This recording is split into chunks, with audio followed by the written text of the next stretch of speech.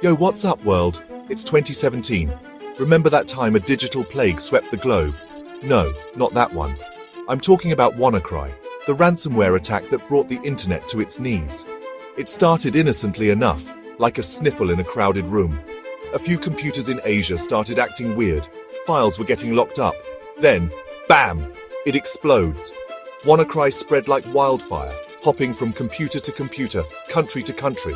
Hospitals, banks, government offices, nobody was safe.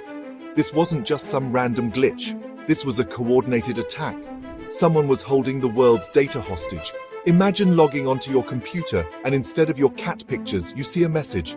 Oopsie, your files are encrypted. Below that, instructions on how to pay a ransom in Bitcoin. Yeah, Bitcoin.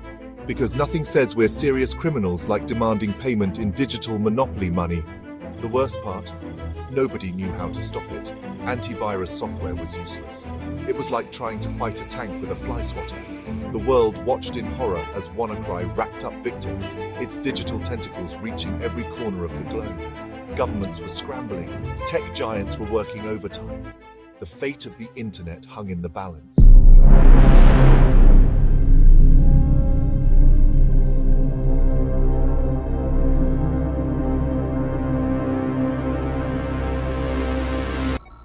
Okay, so how did this digital plague actually work? Let's break it down. Imagine a hacker finds a secret backdoor into your computer.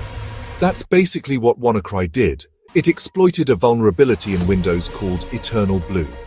Think of Eternal Blue like a design flaw in the most popular house in the world. Except instead of a leaky faucet, it let hackers take over your entire computer.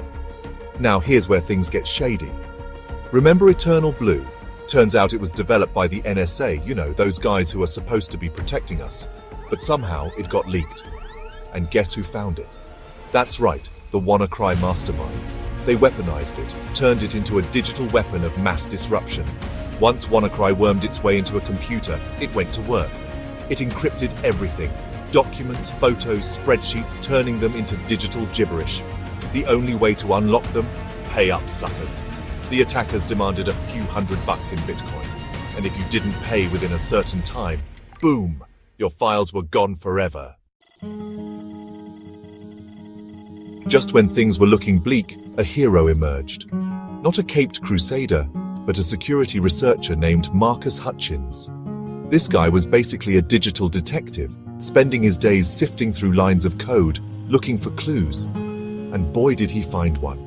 Buried deep within WannaCry's code, Marcus stumbled upon a kill switch. It was like finding the off button on a runaway train. Turns out, the WannaCry creators had built in this kill switch to control their own creation. They didn't want the ransomware to spread uncontrollably, or maybe they just wanted to avoid too much heat.